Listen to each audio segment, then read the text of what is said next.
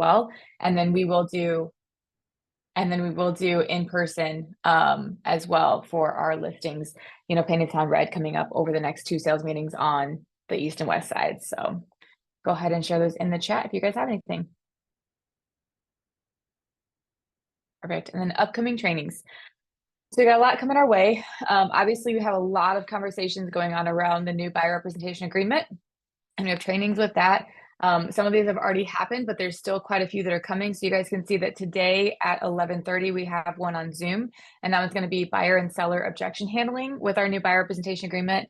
If you guys were at the trainings last month, we had a lot of conversations, just kind of open forum Q&A.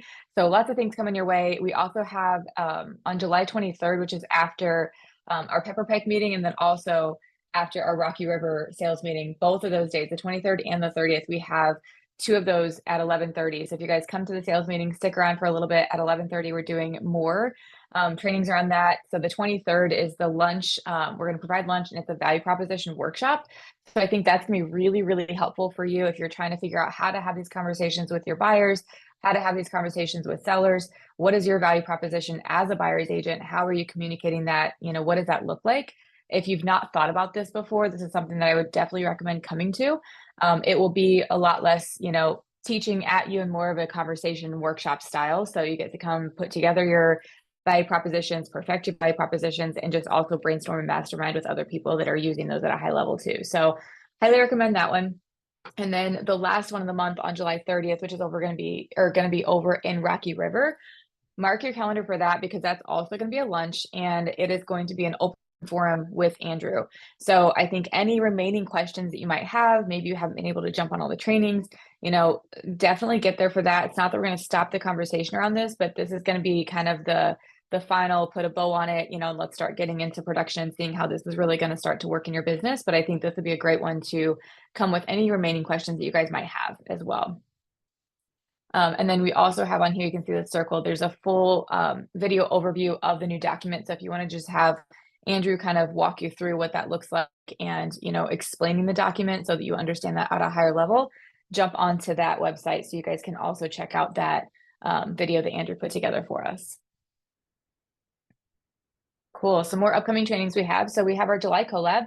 So the Realtor collab we've been doing now for a little over a month. Our focus this month is going to be around winning more listings, seller processes and systems. And last week we met and got together and talked about exactly what we want the month to look like, what we want to get out of it. And I think that it's going to be a great month, some great conversations happening. It's all around what is our buyer presentation, our seller presentation look like? What's that listing presentation? How are we communicating with our sellers? What does our process look like from the time that we talk to them for the first time, through the appointment, through the process of listing it, and then thereafter. So if you guys have not plugged into that yet, we do that every week on Zoom. And the last week of the month, we do have the last be a 2-hour workshop, and that's going to be focused around putting together our listing presentations and making sure that that is really, just fine-tuned, and you guys have a great process for that. So that'll be a 2-hour workshop where we get to basically just share ideas, share resources, show each other what we have, and be from everyone that's part of that. So if you haven't come yet, you are all welcome to come. We do have a minimum of 8 closings in the last 12. If you are close to that and you haven't hit that, or if you're like, hey, I've only closed a couple, but I'm really motivated, I want to do this, just reach out to me. We will definitely make exceptions. We just want to make sure that a level conversation. So if you guys want to be part of that, reach out. We'd love to have you. And then we also have on July 10th. So this is going to be our Real Pro training with America's Preferred Home Warranty and Cross Country. So you guys can hear from them. So you guys can also see what's going on there. That's at 9:30. That is tomorrow. This Thursday, we have a profit share mastermind. So I'm hosting that, and that's going to be specifically about how to grow about your downline, how to start to think about this. If you're committed to this, or if you're like, hey, I'm kind of curious, I've never done anything with it, this is a great thing to come to. It won't be a super long training. It'll be more just, hey, let's brainstorm, think about ideas. I can share some of the things that I have found success in when it comes to recruiting, and what that looks like. And, just start that conversation for anyone who is interested in growing your guys' profit share tree. So highly recommend jumping on. I do believe that, growing your downline is something that is a really untapped potential for a lot of agents. And a lot of times we're having conversations on a daily basis with other agents that we're working with, co-broke agents. And sometimes it really just comes down to seeing the opportunity with an agent, a certain, part of the conversation that they bring up or they say, or they ask you how you like Keller Williams, and then at that point you kind of know, okay, well, how do I handle this? Now I kind of know, I have this in the back of my mind. I know what to say. I know how to kind of, continue that conversation, because passive income is always a great thing. Why not? So you guys are welcome to jump into that. And that will be on Thursday again this week at 9:30 a.m. on Zoom as well. So if you guys have not heard about our summer masterminds yet, we've been talking about this for the past 3 months since I've been here. That is next week. And right now we have a good amount of agents who have signed up. We also have a very fair amount of agents who have not signed up yet for this. So if you have not signed up, highly recommend signing up. If you're having troubles for some reason, reach out to us. But this is just so you guys are aware, this summer mastermind event that we put on, when I say we put on, it is actually put on by our office. So although there are a bunch of other market centers that are a part of this, in Northeast Ohio, and it is a regional event for us, it is actually hosted by us. So all the brains behind it is coming from the office down. So if you guys are kind of questioning like, well, what's going to be, how's it going to be? I'm not really sure if it'll be great for me to go to it. Is it worth my time? Yes, it is worth your time. You know that you're going to have some great speakers and great panels going on, great masterminds. It'll be a really, really great day. So if you guys have not signed up for that, I highly recommend signing up for it. We're also pushing that if you guys have anyone that you wanted to invite, any other agents and other companies, and you're like, I'm not really comfortable reaching out and asking them if I'm not really sure how to do that, or if you are comfortable, please invite people. This is not just for our company. Obviously, it is a big Keller Williams event, but it is also open to other guests as well. And if you're kind of uncomfortable with that invite, reach out to one of us. We will absolutely make that connection for you and invite them for you and on your behalf. I'm happy to do that. So if you want to reach out to me, I'm always willing to reach out to another agent and invite them to this big event. Because again, if you feel like it's something that they'll benefit from, they've never been to anything like this, or it's just a nice kind of mid-year reset for people, get them here. It'll be a great event for everyone. Make sure you guys scan that, get your tickets. Awesome. And we've got some partner updates. So first, I am not sure if we have Renee on here for America's Preferred Home Warranty. So let's just give it a second. Hey, I am on. I'm sorry, I'm driving already. Nope, you're good. Hey, so just real quick, since the Real Pro was advertised for tomorrow, guys, that's the way to get your ancillary income. So you need to fill out a data collection form after you place an order with America's Preferred Home Warranty to obtain your ancillary income. So if you do not know what a data collection form is, or if you have never entered an order online in Real Pro, tomorrow's your day. It's a quick 20-minute training, shows you exactly how to navigate the system. You can leave with a password and a login if you don't have one, and they'll quickly and easily show you how to never miss an extra ancillary dollar from a PHW. So please jump on that tomorrow. And if you guys have any questions, of course, you can reach out to me. I'm always available for you. Thanks for the quick minute. Awesome. Thanks, Renee. Awesome. And next up, we've got our role title, and I did believe I saw Janelle on here as well. Rick, yep, I'm on, but my brother Rick is going to take it away today. Okay, perfect. Go ahead, Rick. Yeah. So I know you guys have a lot of agents in the office who are investors, and obviously you guys work with a ton of investors. And I know from time to time, properties need to be moved from an entity into a personal, or personal back to an entity. So just want to briefly touch on kind of a procedural thing. So our law firm can help with the deed prep. Just reminders of anytime there's anything with an LLC, whether it's for you guys personally or your clients. We're going to need an operating agreement so that we can avoid conveyance fees, so we can get the exemption there. Working with the law firm, just send a check directly to them. We can help you guys get the docs notarized, and then the fees are all pretty standard there. So just kind of a refresher that it's a little bit more than literally just signing off on one deed, to make sure you guys aren't overpaying for any other fees that are unnecessary. Awesome. No, that's great to know. Thank you. Sorry, I skipped past your page. How did this happen? Here we go. Hold on. My whole thing is all funky right now. All right, there we go. All right, and then I've got cross country. Thanks, Rick. And I saw a few of you guys on here, so go for it. Hey, how are you? Good. couple things. Markets pretty unchanged. We got a CPI inflation report coming out a little later this week, so maybe some updates after that. But most likely, we're just kind of hanging out in the upper sixes, low sevens on the 30-year. Probably no big news coming out of that. Wanted to plug the fireside chat we have tomorrow. That's 1 o'clock on Zoom. The topic going to be touching on pretty much any questions you have, but also pre-approvals, pre-qualifications, what's a soft pull versus a hard pull.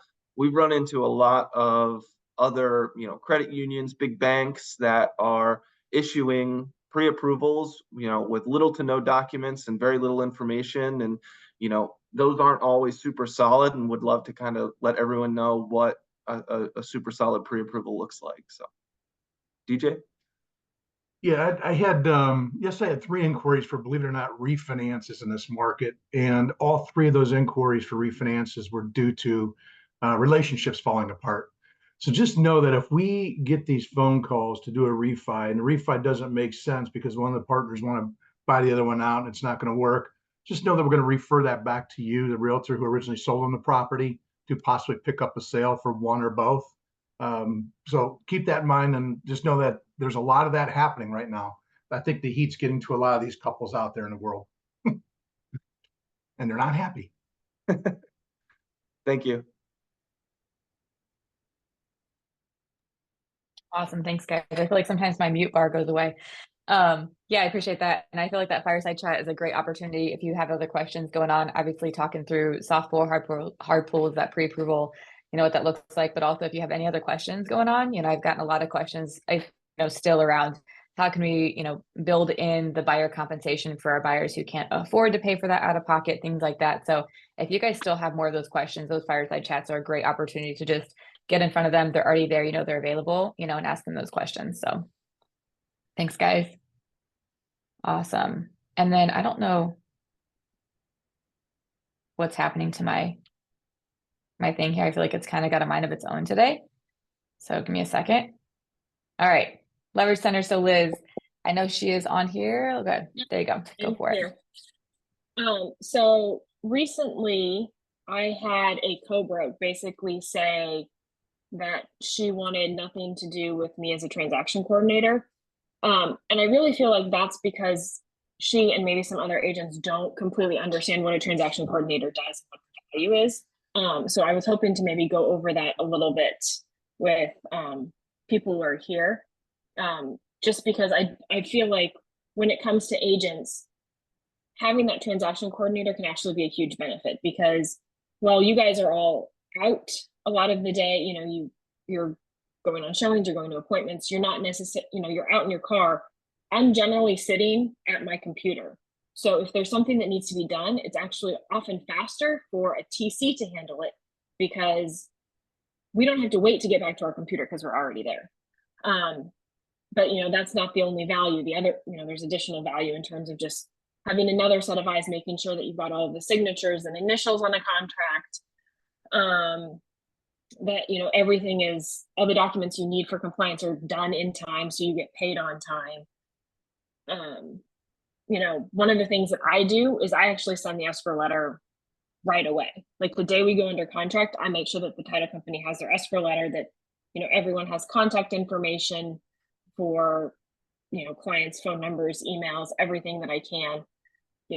Transaction coordinators also check in quite regularly to make sure that everything's getting hit, making sure the earnest money actually gets in, that it's received by the title company, making sure the appraisal gets scheduled, point of sales scheduled, repairs are done, all of those types of things. Just trying to make sure everything goes smoothly, so that the agents don't have to be remembering all of these key deadlines.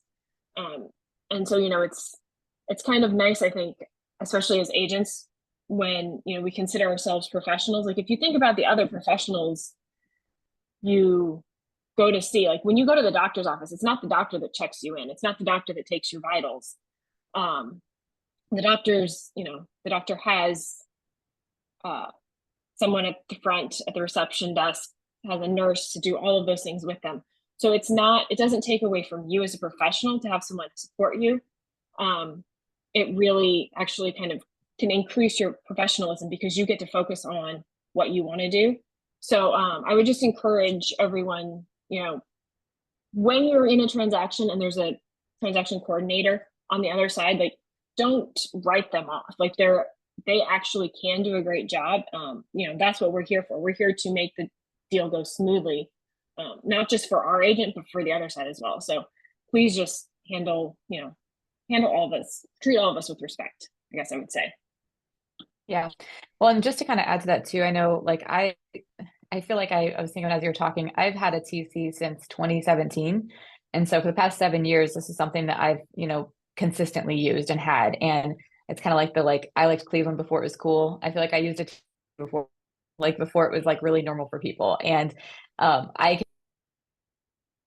it's a huge value add for your business. And to be honest with you, if you've closed more than 3 actions, you're ready for a TC, because at the end of the day, it's really given the agent the ability to have that kind of full-time assistant in a sense, without having to pay for a full-time assistant. You're paying per transaction. So there's no skin in the game. There's no cost associated with anything except for when you're in a transaction with them.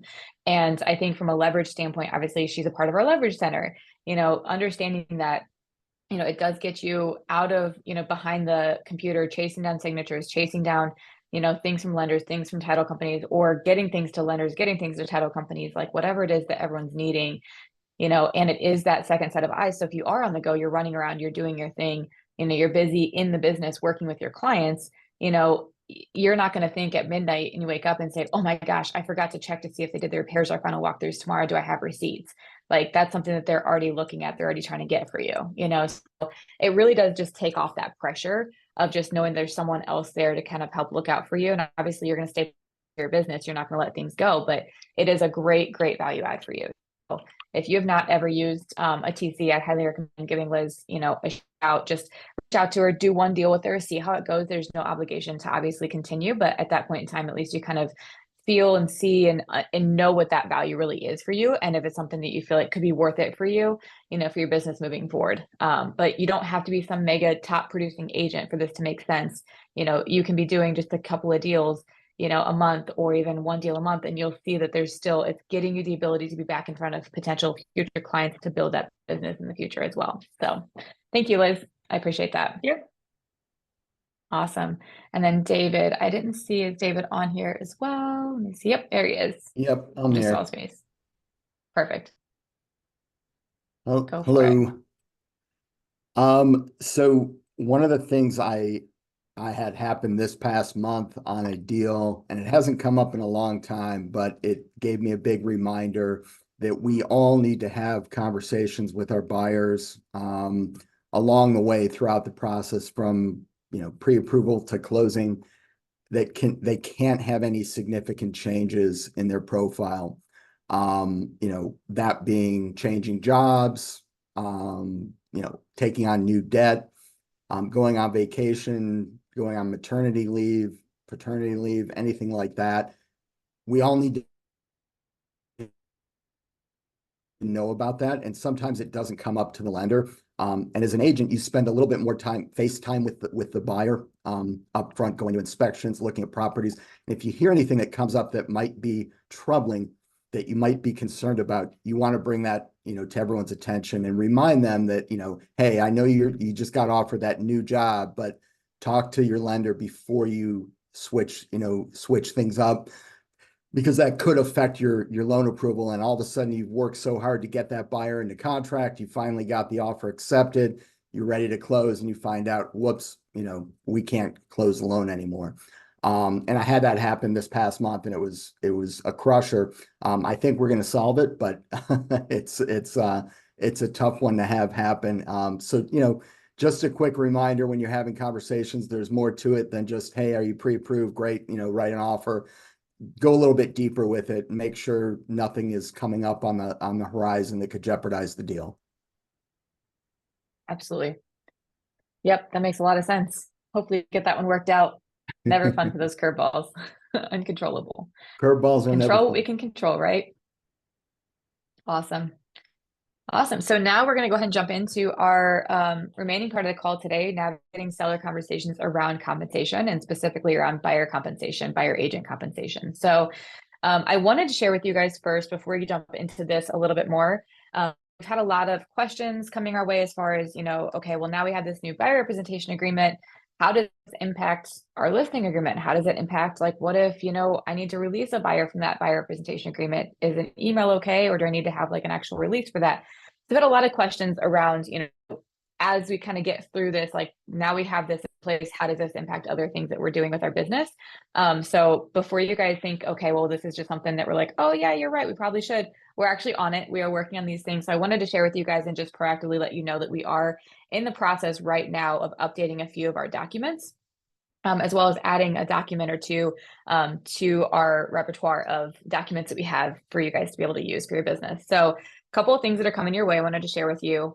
The biggest one is our exclusive right to sell. So this one is going to be updated specifically to be able to reflect the way that buyer agents are going to be compensated, and giving the seller kind of those, options of how they want to compensate the buyer agent, or if it's going to be, an offered concession, what does that look like, so that they're able to be in contract on the listing, with what that agreement is, or we know that it's something that's going to be negotiable, whatever that looks like. So just so you guys know, the compensation on that is going to look a little bit different once we have that rolled out. It is in the process. I would say it's probably going to be done within the next week or so. So as we get that updated, we'll definitely announce that and share that with you guys. We'll probably do another video so you guys can just kind of understand what those changes are. They're not massive changes, just a couple of little minute changes on that. And then we also are going to have something added in there for authorization to market to other agents that we are offering a concession for the buyer agent compensation. So again, we're trying to protect you. We're trying to make sure that we're following, all of the, the rules and all the things that are going on with the MLS, and all the ways that this is going to update in our industry. So we're just trying to be proactive with that so that you guys are truly prepared and have, everything that you need when you're going on those listing appointments and having these tough conversations with sellers, or you kind of understand what that looks like. So the next thing that's going to be updated is our purchase agreement. So meeting with the forms committee yesterday, talking through this, one of the biggest things is, when you're asking for that buyer agent compensation, how that looks like, it's something that's going to have to be agreed upon when you're writing that offer and when that seller accepts that offer. So instead of us doing a whole separate compensation agreement and having that as its own document and, it being difficult to remember, what do I need? What am I forgetting? As these things are changing, we're going to make it easier for you. And we're actually just going to add a section to our purchase agreement that's going to have the compensation breakdown in there. So instead of having to have a separate addendum and you guys trying to figure out what that needs to say, how it needs to say, what does the verbiage need to look like for a lender, we're going to take that off of your shoulders and we're just going to add it into the purchase agreement. It's also nice because I think from a listing agent or seller perspective, it doesn't look as weird or out of place to have it just built into the contract that way. It's a little bit less threatening because you're not sending over this one-page huge document specifically about how you're getting paid. It's just business as usual at that point in time if you guys are writing this in. So that'll be really, really helpful. I think that our lenders will also appreciate that you guys are going to be using this and it's going to be in the purchase agreement, so that no matter what, it's a consistent thing for all of our agents. So again, that's going to be added in. So once we get that updated, we'll make sure to send that out to you guys as well. The next thing that we are working on is a separate buyer broker compensation agreement that is not going to be attached to our purchase agreement, specifically for your listings. So if you have a listing and there's another agent involved who is putting things on an addendum, maybe the verbiage doesn't look super great, like it doesn't make a lot of sense. Instead of trying to like recreate and invent it yourself, what we're doing is we're providing a document that you can say, hey, listen, let's not even worry about an addendum. Here's something that my office actually provided to us. We can use this, and this has all the information that we need for the lender, for the title company, for everyone involved. Let's just go ahead and have all the compensation spelled out. Everyone's going to sign off on it here. So it's for you to be able to use for your sellers. That way, if for some reason you have another agent who their company is not making all these changes to their purchase agreement and making it simple for them, we have that to provide to them as well. So I think that'll be super helpful.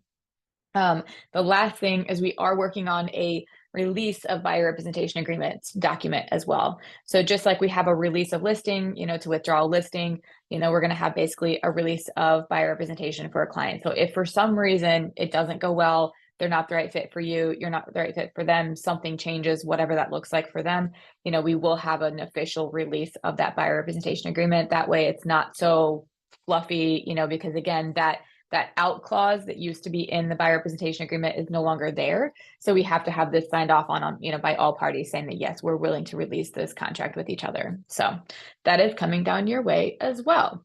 So before I jump into kind of navigating these seller conversations around compensation, I wanted to kind of open it up and see if anyone has any specific questions around the things that I just, you know, shared with you and brought up with you. If anything, I'm excited because I love, you know, when our documents are all in check and everything is great, but I'm also, I think, one of the weird ones when it comes to that. So go ahead and unmute if you guys have any specific questions. Amazing. That's great. Awesome. All right. So I always feel like that's a, you know, a nice sign. I feel like maybe I explained it really well, or you're like, okay, cool. We don't really care. More documents. Just tell us what to get signed. We'll get it signed. So moving on from that. So one thing I did want to share is, you know, at 11:30 today, we are going to be specifically talking about, you know, the seller buyer objections with this compensation. So again, we're not going to get into that on the call today, but I do want to kind of just talk through what this is going to change for your sellers and how it's going to change for your sellers, because if you're not thinking about it and you're not proactive with this, and all of a sudden you get to a listing appointment and they ask you, well, how does this really impact me? And you're like, I don't really know. I'm not really sure how it's going to impact you because you're not paying. I don't really know. So instead of finding yourself in that situation, I wanted to kind of talk through what this will look like for you. And there's different ways for everyone to run their business. So by no means am I saying that there is a right, wrong, have to do it this one way kind of a thing. I think everyone always operates differently with how they, you know, how they have their conversations with their sellers, how they have conversations with their buyers. But I just wanted it to be on your radar. That way, when you are sitting down with the seller client, you are mentally prepared to have this conversation in an intelligent, professional way. So again, you're going to stand out above the other agents who are not prepared for this conversation. So, you know, when we think about the fact that this is changing a lot for our buyers potentially, you know, we also have to think about how it's going to change for our sellers, you know, and what does this look like? Because if anyone is following the news and they hear that, oh, well, buyer compensation has gone away, buyer agent compensation has gone away, so I don't have to pay a buyer's agent anymore. And is that true? Not really. So really what it comes down to is how that buyer agent is going to be paid is going to show up differently. You know, really what it comes down to is we're moving money on paper. That's what it really, you know, boils down to at the end of the day. How it's getting paid, is it a concession? Is it, you know, going to be in a commission? What does this look like? And we can get through the nitty gritty of what that looks like, you know, at a different time. But I think for you kind of walking into that conversation with your sellers, understanding that at the end of the day, you want to be able to give them what their options are and explain and educate them what this actually means. So when you're thinking about this and how it's changing for a seller, the way that my mind thinks about it, the way that I think about it is what it's doing is it's saying that you're guaranteeing that no matter what, you're going to pay this X%, whatever it is, to the listing company, to the listing brokerage. Cool. Awesome. That's not changing at all. That's what our fee is. And then you get to decide as an agent how you want to proceed with your sellers moving forward. Are you an agent that wants to always offer a compensation to a buyer's agent? Are you someone that wants to negotiate that and leave it up in the air and make it negotiable? You know, that's what it kind of comes down to. And I think what you have to be prepared for is having that conversation with your sellers and being prepared for the pros and cons of every scenario, right? So at the end of the day, we want to make sure that we can advise to the best of our ability and give them real information. That's our job. Our job is to represent them. We have a fiduciary to make sure that we're looking out for their best interest. And it might be in their best interest to offer a buyer agent compensation because we're going to get more activity. We're going to get better offers because buyers are able to go to their highest amount because they're not thinking about all this extra money they're having to pay their agent to represent them. There's all these, you know, scenarios where they might get better activity. They might get more better offers depending on that. The flip side of it is maybe that seller is in a really tight spot. Maybe they can't afford it, you know, and that's something where you can say, okay, listen, here's what your net would be with. Here's what your net would be without. Here's middle of the road of maybe we split it, and showing them what these nets look like. And then also saying, what if we don't get a buyer who can afford to pay this? What if we have to build this in? Are we going to build it into the price? Are we going to build it into, a concession? What does this look like for them? And kind of having that conversation around, there might be a chance that we have to do this. So I want you to be prepared for this. Even if we say it's negotiable, even if we say that we're not willing to pay it, you still have to get an offer. You still have to get a buyer who's willing to buy your house with what your price is, right? And with what, you're putting on the table. So at the end of the day, you get to decide as the agent also, am I okay with that, right? Like, am I okay with putting something on the MLS and saying that it's negotiable and my seller's not paying a buyer agent fee? That's up to you. You can have that intelligent conversation with them and say, hey, listen, here's how I operate. This is why I operate this way. This is how I think it's in your best interest. At the end of the day, if they're not open to that, like, it's no different than someone saying, I want to pay 1% for you as a listing agent. You can say no, right? Like, we don't have to take a listing. We don't have to do business, based on what the seller is saying. So at the end of the day, we are the ones still in the driver's seat. We are the ones that are still educating our clients. And what it really boils down to is, what message are you putting in front of that seller versus what are they going to try to run and control on their own, right? So if you're in that driver's seat, if you're the one that's really controlling that narrative, I guarantee you it's going to be a lot less difficult of a conversation than we think it's going to be, because really sellers have always paid the commission before. And at the end of the day, they're probably still paying it in a different way. It's just how it's going to show up on paper is a little bit different, and they're probably still going to end up compensating somehow for that. So we really just have to educate them on, this is what your net is. This is what you're walking away with. Does this look good for you? Are you comfortable with this? Do you trust me in this process? Right.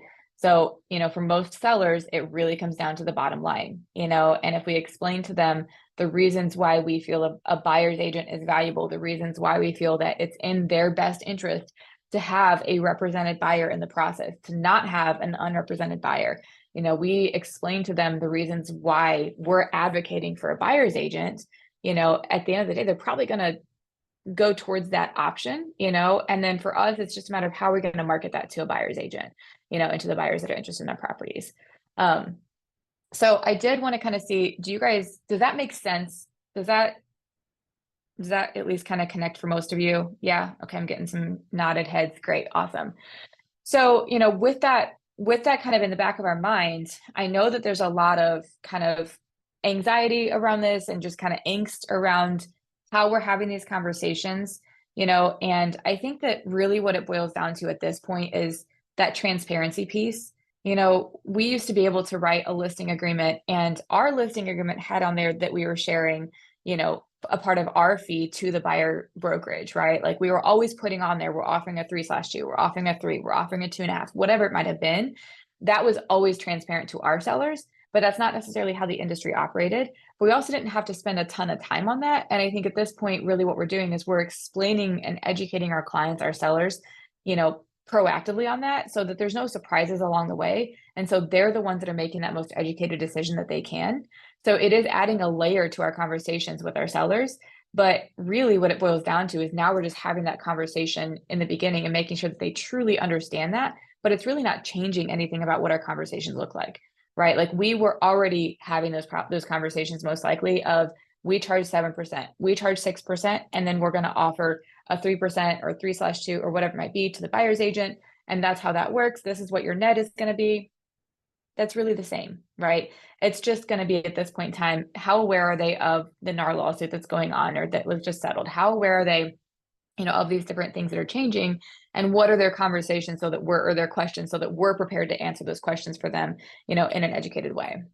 So the one thing too, I did want to also make sure you guys are aware of this, is that obviously at this point, you guys should probably be aware that we are requiring the buyer representation agreement for all of our buyers.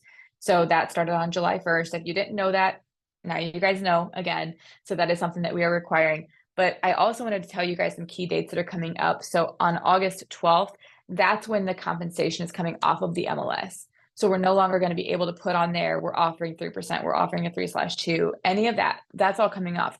The MLS is also currently working on another field that they can add in for concessions, because they know that there's got to be some way for us to be able to advertise if we are willing to offer a buyer agent compensation, right? We know that it can't be something that is, built in, we guarantee whatever that looks like, we can't write that in and we can't say it's commission, but we can say it's a concession.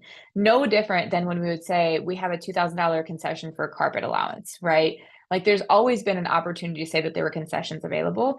So that's something that they're working on, you know, beta testing that, getting that out there. So hopefully we'll see some changes on that. But if you are, obviously we're still over a month out from this happening, you know, but if you guys are thinking about that, you know, you can start operating like this as well and kind of start to have these conversations with your sellers and say, hey, this is how it's going to change. This is what we're looking at. This is what it's probably going to be, and start operating that way. So you're already prepared by the time that that comes off the MLS. We already know what that's going to look like for you and your business. But the cool thing is, this is one thing I do appreciate with our MLS is they are doing it on August 12th. And then on August 17th, 5 days later, that's when the NAR settlement is going to kick in, and it's required that it's off the MLS, right? So we're actually doing it proactively. We're going to make sure that we're, you know, we work through the bugs and the kinks with our MLS, because I'm sure there'll be something that glitches, whatever. So they're working through those things prior to it actually being something that like is no longer can be there at all. So kind of similar to how we are, you know, not forcing, but we're requiring the buyer representation agreements ahead of time. We're being proactive with it. Same with the MLS. They're 5 days ahead on that too. So all of the things that we're doing, all of these conversations that we're having is so that you as an agent are the most prepared that you can be, that you feel the most educated that you can be, that you feel that you are equipped to go out and have high level conversations, not necessarily business as usual, but business as usual, right? That we're not panicking when this change happens. You guys are already thinking, okay, I know how this is going to work. No big deal. We're good, right? So again, think about the pipeline of listings you have coming up. Think about the pipeline of, you know, listing appointments you have coming up. How can you add something into your seller package, you know, your presentation to have this conversation? Maybe it's a separate document that you add in there. There's so many resources out there, you know, and honestly, like you guys can even look into, like I know Etsy, Copy and Contracts, all these places have things that they're putting out for helping you build your buyer or your seller presentation to be able to have these conversations in a really simple and easy way that looks really nice, you know. But also, like if that's something that you guys are questioning or thinking about what you can do, come to the Realtor Collab today at 1:30, because we're going to talk more about all this stuff, you know, specifically for our sellers. But again, it's coinciding topics are on, you know, planned and on purpose, believe it or not. But that is something that we are talking about too, is, you know, how we can add this into our seller packets so that we make sure that it's an easy part of our conversation, just like you've already had conversations around your commissions every single time that you always walk into a listing appointment. It's always something you're going to talk about. So we're just, you know, adding one more thing in, maybe a couple of things to kind of make sure we can have something to talk to them about and be prepared for that. So, all right, that was a lot of me talking. Any questions at this point in time? Can I ask something? I'm just curious if anybody here has anything that they want to share, just kind of things they've thought about how they're going to approach sellers, whether they're going to be totally fine with never offering any commission or concessions, or if they're going to always push for it. I'm just curious more than anything else. Yeah.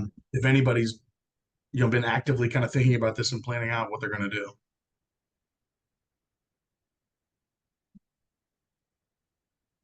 We have 43 people on here. Nobody's had any thoughts about this? Jeremy's unmuting. Andrew and everybody, I had a listing conversation yesterday, higher price home, and the seller's got a lot of people chirping in his ear about, hey, things are changing. I'm reading this, and you know, I heard it's this now. And I'm like, well, that's not really true. It's always been negotiable, that kind of thing. And we had a lot of conversation, a lot of net sheet reviews and pricing. That's a whole other thing. But when he said, well, what do you recommend? And I'm like, then it got me. I started right away with a script, started flying out my mouth about, well, we need to offer this because it's going to keep, you know, bring more activity, get you the higher number, bring, you know, gives you the best chance of netting the highest amount for your home, right? But then after we got off the phone, I started thinking, since this is a higher price home, these aren't buyers that are going to be struggling to come up with down payment and closing costs. I don't know if it is the best. You know, I don't know if that does put them in the best position to net the most by offering, you know, 3-2, 3-2-1, you know, by offering $15,000 in commission. I'm not sure in that price point. I think for a $200,000 home, it's going to be really tough. For a $350,000, $400,000 home, there's a lot of competition. Some buyers aren't going to be able to compete, and they're just not going to have a shot at it, because good luck asking for concessions now. it's not going to change in 6 months or a year. That's going to be really tough for them. But on those higher price homes, I'm wondering, it has me thinking, just being transparent. Yeah. No, and I think the market will determine what's right and what's wrong here as we move forward. I think we'll have a few months of you'll see a whole bunch of different things, right? Yeah. And in the end, buyers and buyers agents are also going to decide what it is that they want, right? And there may be a lot of buyers paying commissions. There may not be. I don't really know yet. But one thing to note, if you do offer something, it doesn't have to be taken up, right? Again, if it's a competitive situation, I mean, we saw 3 years ago buyers paying all of sellers' closing costs as part of their offer, right? So I mean, it's not new that a buyer pay their own agent's commission and all that. And in that case, they were paying the listing agent's commission. So some of that stuff's going to happen, and it's just another bullet in the chamber for a buyer. One thing on that, in the interim, until they have the concessions field, is it okay? I assume it would be like we see in other listings to say, $1 and negotiable, and see broker comments, buyer, seller willing to contribute, $10,000 or $15,000, whatever that number is, towards, any concessions. Yeah, I mean, we can do that now, right? Yeah, absolutely. Anything is possible right now, and anything will be possible then, other than making statements about commissions. But I'm still not sure if the concessions field in the MLS is going to allow for dollar amounts, or if it's going to be a yes, no, or negotiable. I'm not, based on the information I've gotten so far, it appears as though it might just be a drop-down box with 3 choices, not a blank field where you can write a percentage or a dollar amount. But I don't know that. I don't know one way or another yet, but that may be all it is, in which case you'd still have just a statement where you're saying, yes, the seller's willing to provide concessions for a buyer for whatever, whether it's their commission to pay their agent or closing costs or carpet, doesn't matter. Jeremy, can you explain your thought process on why for the higher priced homes you feel that it may not be necessarily in a seller's best interest to offer buyer broker compensation? I think, and I'm not sure, but I think those buyers are better qualified. They have more cash. It's a $700,000 home, let's say, has buyers in different price point.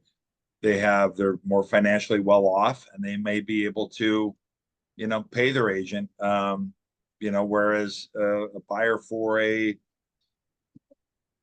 $250,000 home, those buyers a lot of times might not have those funds. So it was just something I was, contemplating after we got off the phone. I thought, is this the best situation? I think it probably still is. It brings the most. I think this is having an adverse effect of what the DOJ is doing, and that doesn't matter anymore. But I think we're going to see people steering maybe away from homes not offering commission, and that's just the reality of it. But that's kind of what I was thinking. Those buyers have additional funds to say, hey, we want representation. It's worth it for us.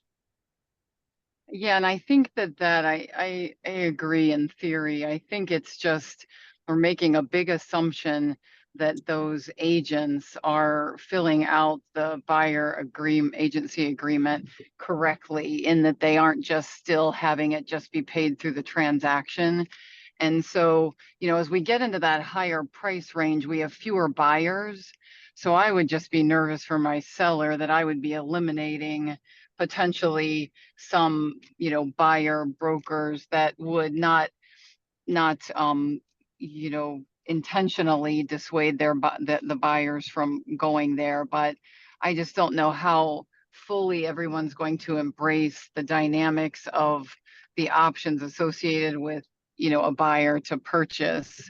So I don't think in the MLS, as you were talking about it, I thought, well, maybe in the MLS we could see how many cash purchases there are in Northeast Ohio in certain price ranges, which I know we can do based on searching in the fields that way. But we wouldn't know, those luxury purchases or higher end purchases where they, are putting 50% down. Because even a 50% down buyer on an $800,000 home, usually they want to keep some funds for improvements and those types of things. And but it's good discussion. Thanks for explaining your thoughts on it. Yeah, and thanks for asking. But another part was I was thinking, well, the $600,000, $700,000, $800,000 buyer is probably a little more savvy than that first time home buyer, right? So maybe they've been through the process before and they feel like, hey, we just sold a home, we bought and sold several homes, and we might not need that, unless they have someone that they trust with all the real estate. But just things that popped into my head, just second guessing, and I probably do too much of that. But yeah. I think Yeah, that's great. Go ahead, Lisa. No, go ahead. No, I was just going to say, I think that's great because I think that I'm glad that Andrew asked this question because Jeremy, I think that what you're doing and what you're processing and thinking about and working through yourself is what I think all of us should be thinking about and working through, not just only thinking, okay, this is what it is and this is what it's going to be and this is how it's going to be moving forward, but what does this look like? And there might be case by case scenarios where it might make sense to do it a certain way and it might not make sense to do it a certain way. And I think what Andrew said with the market's going to tell, I mean, that first time that you put a listing on for 700,000 and you're not offering the buyer compensation, what's going to happen with that, or the buyer agent compensation? What does that look like for them? Are we going to get less offers? Are you going to get offers that come in lower because they're having to pay that extra 15, 20,000, 30,000, whatever it is for that, house? Like, you don't know until you do it. And I think that that's where letting the seller make that educated decision, I think that's the most important thing. And I think for us, being real and honest with our clients too, I think is good. It's healthy to be able to say, listen, absolutely, it could work out that you have a buyer who's able to pay this and that they are comfortable paying their buyer's agent and all these things. However, the flip side is this is what it could be. And just letting them know, like, transparently, like, here are the potential outcomes of the different scenarios and what you do, and at the end of the day, they are the ones that make the decision, not us.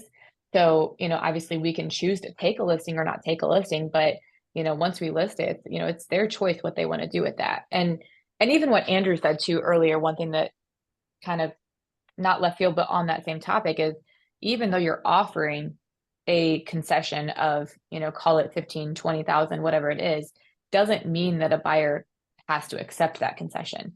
That's the biggest change right now, is that this is an offered concession. This is not a guaranteed concession. So, yes, we're offering that, but if you get a buyer who walks in and says, this is in multiple offers, I know that I'll be more competitive if I offer to pay my own agent, and I'm going to choose to not take that concession. That's an option to them too, right? So that's where having that compensation agreement signed off on exactly how things actually shook out at the end of the transaction. If the buyer's agent doesn't have that written in, like, that's where we want to make sure we get that all signed. But yeah, I mean, I think this is a great conversation. And I think that's where, like Jeremy, if you're available at 11:30, I'd definitely say pop into that call too, if you can. But I think that this is great conversation around, we may not know all the answers right now, and that's also okay. That, like, we might feel a little bit uneasy because we don't have the market knowledge at this point in time to be able to say for sure, without a doubt, that you're going to lose money, you're going to make more money, you're going to get better offers, you're going to get less offers. We don't know, right? Until this starts to happen and we start to see these things changing. So, yeah. Any other questions? Or Andrew, one thing just to consider, like when you're talking about price point, I think this would apply to any seller at any price point, is, if you're talking about whether or not people in that price range for that type of house, whatever it is, whether they can or can't afford to pay their own agent, whether it's a good idea to offer compensation or offer concessions or not, all that stuff is, there's one person in that conversation that's in the same shoes as the buyers, and that's the seller, in the sense that, like, they own a house in that price range. And you just, like, well, what if, let's, like, put the shoe on the other foot for a minute. And if you and I were out looking for houses in the same price range that your house is going to be listed in, like, how would you want that to go as a buyer? And they may, and there's no wrong answer, right? I think this is, like, an important kind of process of just gaming out the situation with them to decide, like, what's what feels like the right choice. And we've I think come to the conclusion today, there's not necessarily a right answer. The right answer could be a different answer with 10 different sellers. But I think that's just always been a helpful tactic, I thought, is just to ask a seller to be the buyer for a minute. And when you're dealing with a buyer, ask them to be the seller for a minute. And they start to think a little more rationally and a little more fairly, I think, at that point. And a lot of times our sellers are going to be buyers, hopefully ours, or maybe out of state, but then they don't necessarily, they want it to be consistent, I think. And what's normal and customary, of course, may change over time. And hopefully when changes come through, it's for the better. So it doesn't mean that we have to stay doing what we've always done in the past, but it is kind of nice to, to have things be normal and customary for our clients, so that they can see that the majority of the others are doing it. They're in good company, that type of thing. For our luxury buyers, gosh, I mean, they are so frugal and they are so specific on every penny, because most of them didn't inherit it. They worked hard for it. It's new money. It's not old money. So the higher end buyers for us are the ones that are the most price conscious about paying for things and doing things. So that to me is just, it's just like you said, you got to educate them and talk to them about their options. They can negotiate certain things in or out depending on what the structure is, but I think it's really good just to have the conversations as we're supposed to, and see what their thoughts are. Yep, exactly. Totally agree. So talking about great. luxury, over the last couple of years, I have never had an agent call me on a $250,000, $350,000 house and say, I want a 50-50 split on your commission. I have had 3 luxury agents just fight me tooth and nail over, why do you offer adverse commission? So I think this is something also, I understand that it's the client's decision, but it's also going to be a thought process for luxury agents who think everything should be split 50-50. It's, depending upon who your client is, builders are way more work to sell with than, a client who's just on the resale market. But it's going to be a thought process for luxury agents, especially the ones that still have that mindset. Right. Yeah, I think that there's a lot of variables here, and I think there's a lot of potential ways that this can go, right? And I think that all we can do is just be prepared to have those conversations, educating our clients, explaining the potential, scenarios that can come out of different things. And that's one of them, Allison, is that, you have certain agents that may not be educated on this, or they may not understand how this all, is working at this point in time. And we also have to be prepared for those, working with those co-broke agents as well. Unfortunately, we don't steer our clients based on that, but knowing that could potentially happen, right, wrong, or, otherwise, it's not up to us, but at the end of the day, it's something that we do, we'll have to deal with. And I think that's where having even the buyer agent compensation agreement separate for our listings is going to be super helpful, so that we're truly the ones that are prepared and educated and the most professional with this change, that you guys have everything that you need to be able to do business the best that you possibly can through what's going to be a little bit of a different change in the industry. And that all of us, we've all been through changes in this industry. I mean, unless you've just been licensed, which obviously that's a little bit different, but we've all been through changes in the industry. No matter, if you got in 4 years ago, 2 years ago, like we've seen changes just in the past 4 years, right? The past 2 years even. So, the industry is always going to have changes that come our way. And it's really going to just come down to, how are you going to handle those changes? Are you going to be, calm and handle it with, professionalism for your clients and be that professional resource for them? Or are you going to be panicked and, worst case scenario victim mode, right? Like that's really what it comes down to, is how you're going to present this to your sellers and your buyers. And, at the end of the day, what you portray, how calm you stay in a moment or in a scenario or a conversation is also what's going to be reflected on the other side. So, hold up a mirror. If you find that you have someone being irrational about things or someone who's being panicked about things or whatever it is, look in the mirror and see, how am I handling this, situation myself? Am I staying calm? Am I staying collected, and am I handling this best that I can, right? Like, all we can do is control ourselves at the end of the day, and whatever's going to happen, change with other agents, with our clients, whatever it looks like, that's something that we can't control. So just focus on what you can control, be prepared, educate yourself, get into the trainings, do what you can. And then from there, we'll just work through it and it'll all be fine. Like, I guarantee you, it will all be fine. Real estate's not going away. Buyer agents are not going away. Sellers are not going away. Like, it will all be fine. Okay. So, great conversation today. I think that it was good. Again, more of these conversations are happening. If you guys want to talk specifically about sellers and what this looks like, around just kind of, the objection handling, things like that. Well, what if I don't want to pay a buyer's agent? Why should I? Blah, blah, blah. Like, all these different things, jump on that call at 11:30 today. If you want to dig even deeper into I keep saying, it's like ingrained in me to say seller presentations and how we're having these conversations with sellers on a deeper level, jump into our Realtor Collab today at 1:30, sign up for that, get the Zoom link there. But lots of things coming your way. And hopefully this was helpful for you guys. And we're actually going to finish like right on the dot at 10:30, which is awesome. I feel like that's never happened yet. So I think that was great. So thank you guys for coming, and I'll see you hopefully today.